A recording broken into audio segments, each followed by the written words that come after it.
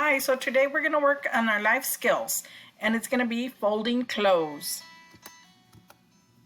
The objective is today we will learn how to fold clothes properly. Why is it important? You can be more organized, and your clothes is placed neatly and easily accessible, as in the picture right here.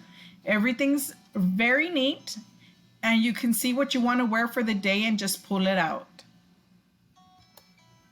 Practice folding. So go ahead and grab a towel so you can practice your folding skills. If your parents are around, ask for help.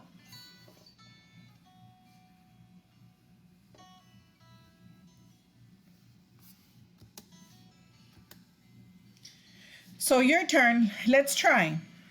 Pick up a towel, lay it on a table, smooth towel flat. Grab two corners on top. Pick up the corners, fold corners to the bottom edge, smooth out towel, grab two corners on top, pick up corners, fold corners to the bottom edge, smooth out towel, and move towel to the basket or to the side or even to the closet. Right here you have a short video showing you how to fold your towels. So please take a look at it.